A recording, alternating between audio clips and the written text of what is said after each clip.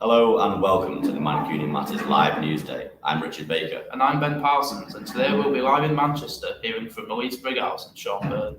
We'll be discussing some of the political issues driving the agenda across the country. But about how we got here, where we're going to go now, and we'll be hearing some of Manchester's voices on the key topics in the city. Now, starting off, university students have shown their anger at the extent of virtual learning on their degree courses.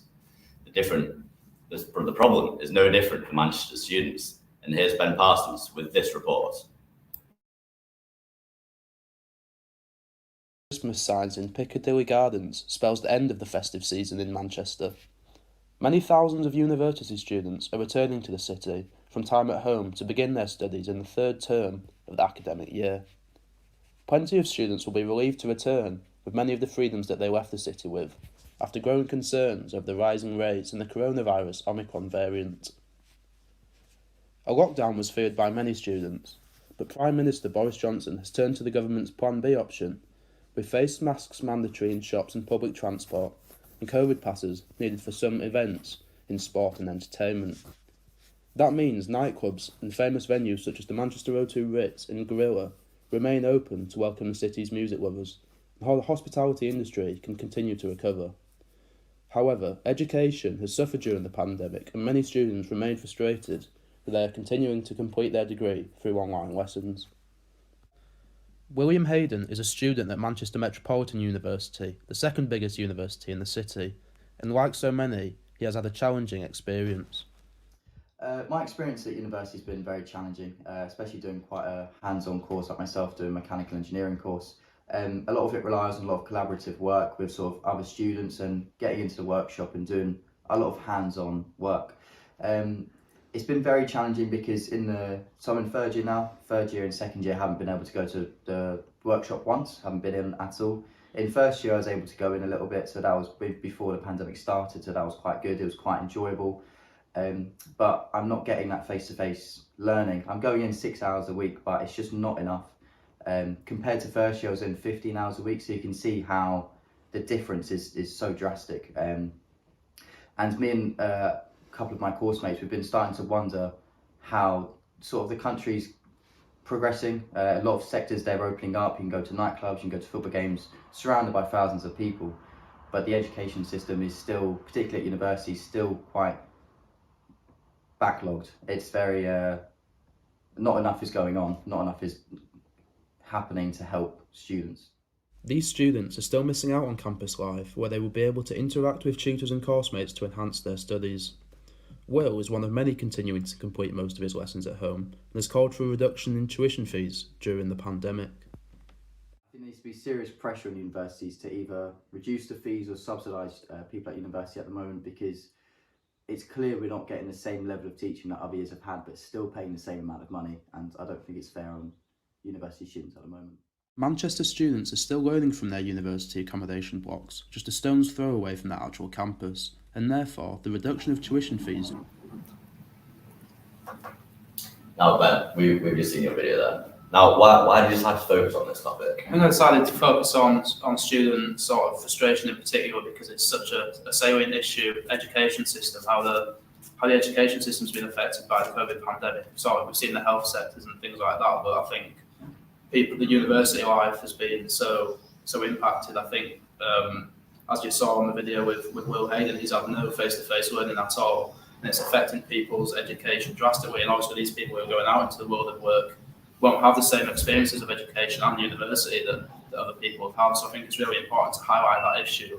I think that we saw anyway, there's been a lot of debate surrounding tuition fees and sort of the rise in that under the current government. And I think the pandemic sort of brought that into focus even more, because the quality of the education is reducing even further, but the prices are staying high. So a lot of people are paying the same amount of money for a reduced quality of learning. I think that sort of a lot of students have also said that people go in to like the Open University, which is obviously a cheaper alternative, getting the same experience going to these Russell Group universities because they're doing all their learning online.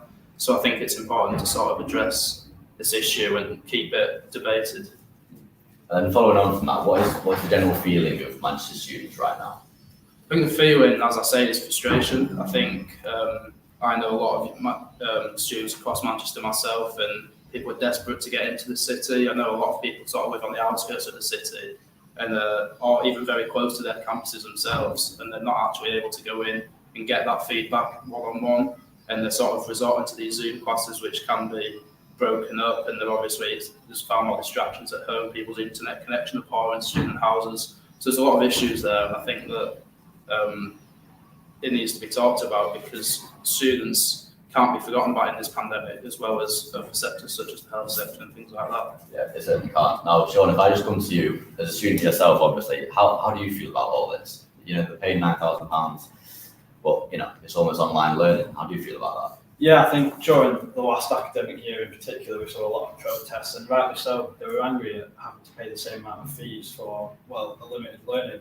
And I think, obviously, the COVID-19 pandemic has caused a unique scenario for students, and I think for such a unique scenario, there should be unique exemptions put into place, and I think that ultimately comes down to a reduced fee. We see online lectures, online classes that aren't full-time courses, they offer a reduced fee. Well, I think many students are asking, what opportunities are they getting on a full-time course that's online compared to these that they're paying the extra money for? I think it should come down to paying less money, and I don't think we've heard the end of it. Yeah, so we're 3 years into the pandemic now, and while the education sector's been affected, perhaps most brutally, the health sector is also still struggling. So here's Richard Baker explaining the troubles faced by care nurses in the hospice sector in Manchester. 3 years into the pandemic, and it seems like everything's back to normal. Shops, bars and cafes remain open, as do nightclubs, and almost every other part of everyday life. Politically, Boris Johnson finds himself in a tricky position. Tory rebels could well undermine Johnson's leadership if he were to approve new, wider restrictions to tackle the Omicron variant. The blitz spirit of last summer has left, and now purely political squabbling over how best to proceed with this virus has taken its place. Government scientists have been calling for fresh restrictions since before Christmas, but ministers in that same government have had strong opposition to such thing. But away from the Westminster Zoo, there are real lives, real hardships, real stories. The health sector is still struggling both with COVID patients and the feeling that they're being undervalued by this government. We may know how to treat COVID patients, but dealing with the welfare of nurses on the front line is an entirely new issue. Staff shortages, pay and conditions are also problems facing the NHS as we enter the new year. Although many in the health service agree with ministers the need to live with the virus, they still feel more measures need to be in place to protect the NHS before that happens. I think we know how to sort of deal more with COVID patients now than we did at the start of the pandemic. I think we have more of a plan these days of how to control the outbreaks on the wards, and it's a lot more systematic than it was at the start of the pandemic. But I think in terms of the nurses' mental health and things like that, I think we're still struggling just as much. I think maybe even more. We've lost a lot of nurses during the pandemic, so that's definitely contributed to staff morale and people being able to carry on as normal, really. But in terms of the actual workload, we know how to treat COVID now, and it's not so much everybody's, really sick from it, so it's a lot more manageable in terms of that. And then, so on the wider picture, do you feel, as a critical care nurse, do you feel forgotten by this government? Yeah, definitely, 100%. I think in the past 2 years, I've really evaluated sort of what the job I do, because it's so undervalued and so overworked, and the government haven't ever taken into consideration how it feels as for us as a nurse, just as long as we're there to do the job, and when actually they haven't looked at how many nurses have left in the last 2 years. I know so many people that have just left nursing completely, that have left critical care and don't want to work there anymore. So the staff base on critical care at the moment is extremely junior, because we've lost all of our senior staff members because it's because of the government and the way the government have treated us and the way the government have gone about, looking after us. There's been nothing really. There's nothing that they've done significant to reward us or thank us for what we've done for this past 2 years. So I think the government have definitely need to step up, but I've lost all hope in it, really. I don't think it'll ever happen. In the beginning, when it was all going on, we all sort of thought that we'd definitely get a pay rise, but there's been no thanks, really. There's been nothing that makes us think that we're, you know, sort of, we've done a good job or that we're valued or anything like that. So, yeah. And do you have more faith in when you look to the Labour Party or another sort of party to maybe, you know, take more care of the NHS? Definitely. I know myself and a lot of colleagues would prefer the Labour Party to come in, just because, you know, the party at the moment just don't seem to even acknowledge that what we're doing and where and what the struggle that we've been through. So I think definitely that would be something that is really that all the nurses, the whole NHS would value.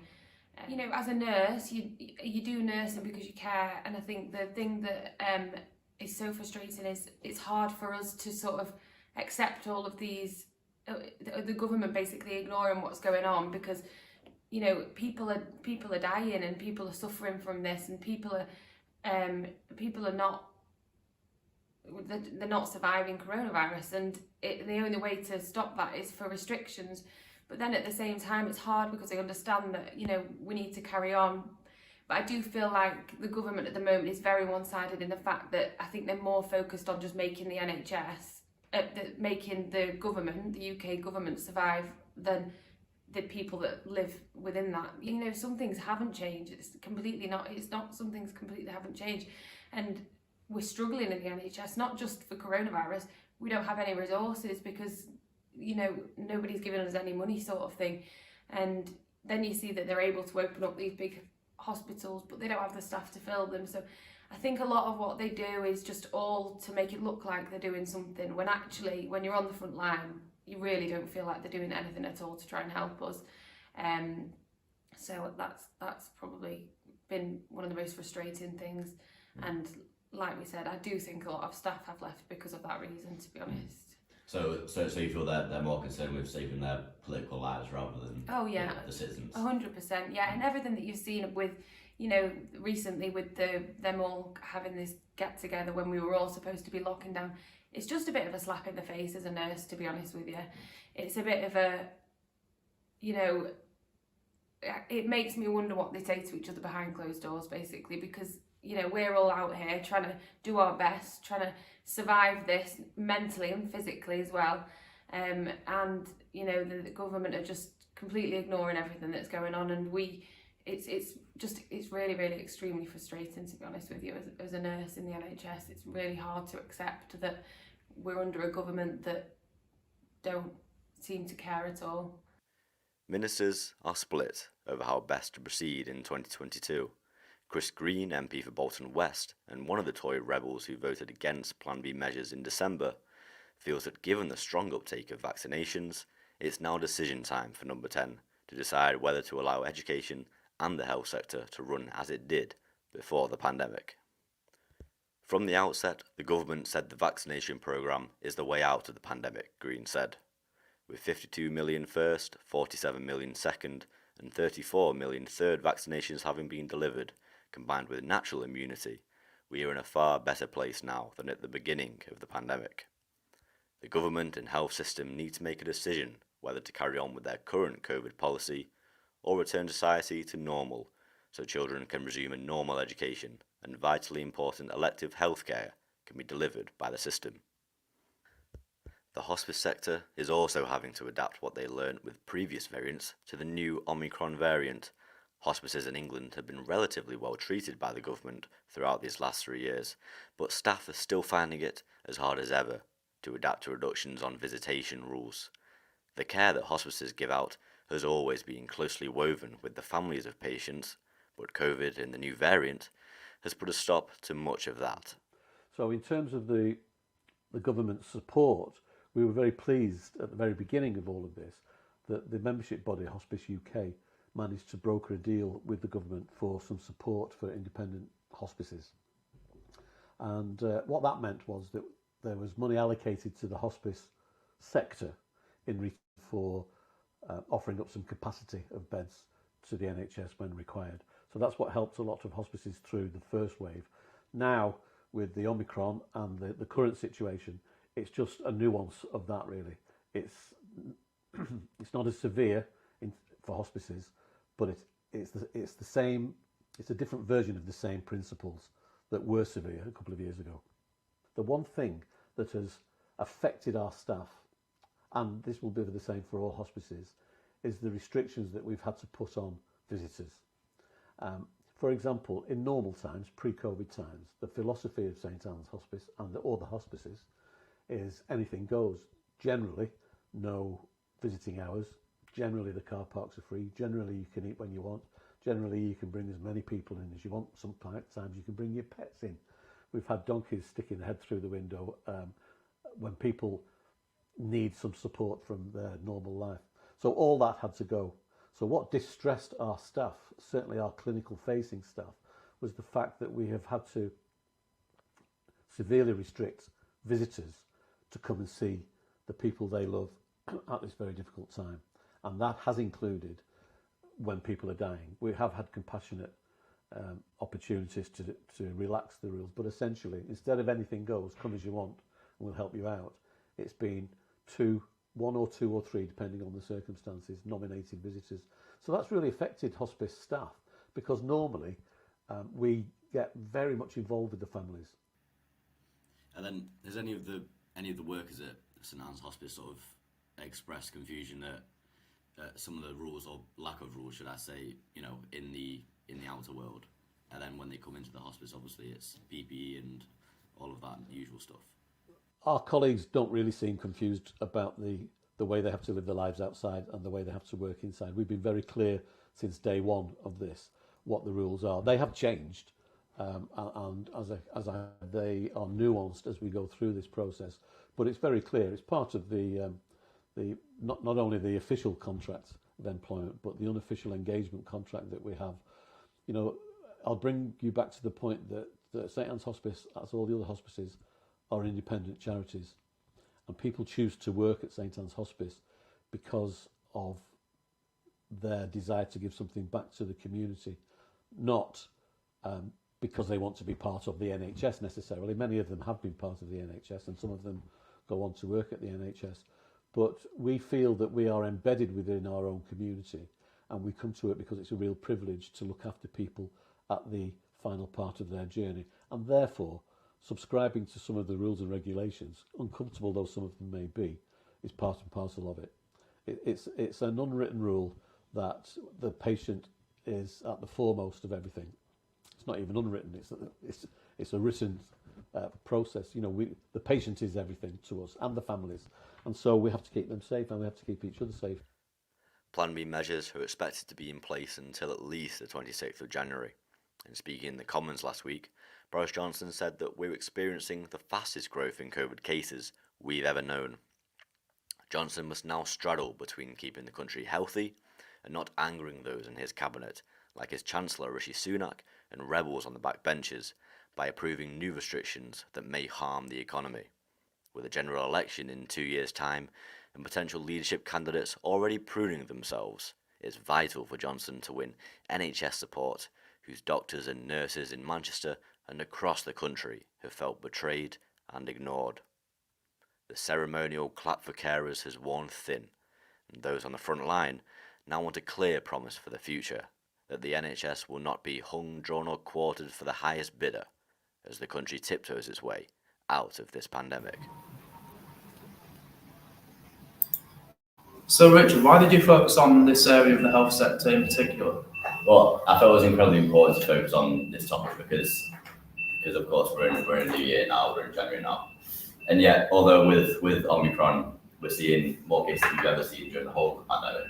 And yet when you look outside the window, there's nothing really, it seems normal, doesn't it? There's sort of hardly any masks going about, and everything's open. Shops, as I said in the video, shops, bars and cafes are still open. And you sort of walk out, and I think there's certainly a certain difference between what we saw last year, where people were sort of scared of each other, almost like they were almost running to the other side of the street to try and get away from everybody. Well, now that doesn't really happen. And yet we're seeing more cases, and with the Omicron, it's more contagious, and so some could say more dangerous. And so I was sort of wondering where the health sector see that, because like I said, Harriet, who I spoke to in the video, she's on the front line. She's been on the front line ever since the start, and she's struggling, as she told me. And it was when I went to interview her, she spoke with quite a lot of emotion about how she felt, and her colleagues have felt during this pandemic to be on the front line of this pandemic, and to get little to no support from the government. Yeah, and based on that, in terms of the way the government has handled the pandemic, do you think that the health service could be almost a deciding factor in the next election? Obviously, we've seen the Conservative Party's under pressure as it is, but I think the NHS could still be an abiding factor. Do you agree with that? I think definitely. I think that's a very good point, actually. But I'd say because there's millions and millions of NHS staff up and down the country, and I'm sure a lot share the same view as Harriet when they feel betrayed by this government. They feel saddened by this government. This government has not cared for them in any sort of way, and the pay rise that they got last year was only 3%. The NHS were angling for 10%, and the government could only give them 3%. And the nurses, the critical care nurses, the ones who are going out doing long night shifts or early morning shifts and social hours, really emotionally draining work, and they're not getting rewarded for it. And of course,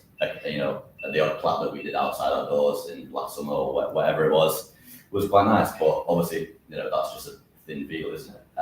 And so I think when we come to election time or the local elections in May this year, I think that'll certainly be a big barometer for what the health service feel about this current Tory government. And yeah, as you said before, Ben, of course, the Tory party are also under pressure with Partygate and all these other scandals. And I think the NHS, if they really mobilise, then they could push out Boris Johnson's Tory party. Of course, if I could just bring Elise in on that. Elise, as Richard mentioned there, he mentioned the Partygate scandal, and sort of you'd think those NHS workers would be the ones most sickened by the Partygate scandal, given they've given so much over this, as we're approaching 2 years since the pandemic began. How do you feel the NHS would feel about the way that people in Westminster may not have followed the rules that they set, that the NHS have followed so rigidly to help the safety and health of the country? I think it makes sense. NHS workers must be so upset. They were following restrictions and also putting their lives at risk. We've heard so many stories in the past few weeks of workers who moved away from their children and their partners to isolate so they could still go to work because of how understaffed the NHS is. We even found out recently, Queen Elizabeth declined allowing more visitors or mourners rather, at Prince Philip's funeral. So many people were following these rules, and the people who set them weren't following them. And I think really it's quite disrespectful to the NHS and their workers. And I think it makes sense that they'd be really upset by that, but they sacrificed so much. And the people who are meant to be leading this country and in theory sacrificing the most for it, sacrificed nothing and went about their lives as usual, putting people at risk. Absolutely. Now, following on from that, Sean Burns' report on how long delays to practical driving exams are still being affected by the pandemic.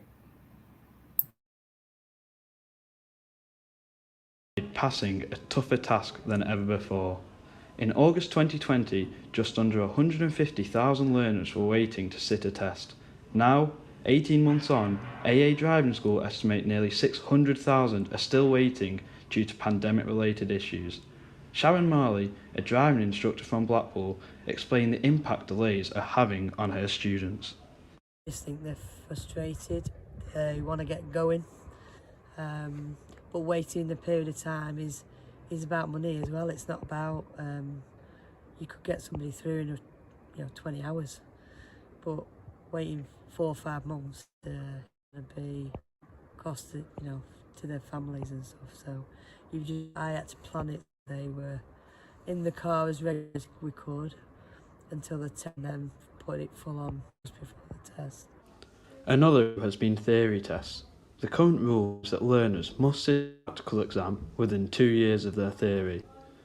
And although the government granted an extension to MOT certificates, they refused to grant the same for a driving theory. Many believe this is unfair. People having to retake theories, like, we've spoke about, but it's a case of, I've had a few people that have had to do that. They've gone to uni, they've come back, the theory's run out, they've had to take a theory test. It's all money as well for them. So it's been frustrating. For practical exams, Manchester students still face at least a 4-month wait at local test centres. And with the government still making no changes to policies, people like music student Eve Hancock have been struggling to pass for the last 2 years. I booked my test in 2020, but because of the pandemic, it got postponed. My theory test then actually expired, and I haven't been able to rebook my test till May this year. The situation is really frustrating because I've had to spend a lot of money on lessons and my tests, and I've also had to pass up on a few opportunities because I haven't been able to drive in uni. With around 100,000 theory tests estimated to have expired and delays for booking still ongoing, the financial and mental pressures of learning to drive is like never before. Now, so we just talked a bit about driving lessons and some of the problems that students are facing these days. But what have the government done about these delays? Well, I think when they first got introduced, obviously when the pandemic first started, they had to cancel all tests. There was nothing they could do about that. The whole country was put on lockdown. And since then, they've tried to make a difference by introducing more instructors, bringing in more slots to try and deal with this, more, with the pressure that's going on, with everyone trying to rebook. But it's simply just not been doing enough. And as the video mentioned, delays are still as high as they ever were. What do you believe that can be done now? I think all that can be done is, obviously in the video it mentioned a lot of theory tests. I think now we're in January 2022, and that means that people who sat the theory test right before the pandemic started in February 2020, they're expiring, and it's simply not fair. That's the added cost. I think it came to 100,000 people have theory tests expired, which comes to over £2 million in total for the government that we spent on not just doing theory tests and actually redoing them because they've expired. And under the circumstances, the unique scenario of the pandemic, there's nothing that students can do about that. It's not their fault that the test got cancelled. It's not their fault that having to spend more money, not just on lessons, but on renting out the cars, on the theory test. I think that needs to be expanded, and they need to look at maybe the pricing of tests as well. So you mentioned having more instructors and such. Do you think these changes can still happen now? Well, I think that's the thing. Obviously, as the pandemic is sort of coming to an ease, we see Plan B coming to an end, and people are starting to forget it. But the delays are still happening. There's still 600,000 people waiting for tests, and we can't forget about them. We can't forget about how they were affected by the pandemic a year ago. And the government still needs to understand that, recognise that, and make the sufficient changes so that these people get what they pay for and can actually get on with driving. Because it's something like the person sending the interview, it is affecting people's lives. People have to miss opportunities at uni with work opportunities because they can't drive. It's affecting people's lives, and I think something needs to be done about that. It is certainly an issue that's affected a lot of young people lately. Well, that's all from us here in Manchester. And if you'd like to keep up to date with all the latest news, sports and entertainment from around Manchester, then make sure to keep up with Mancunian Matters and social pages. And make sure you can do that after we've finished here. Well, after this, thank you very much for watching.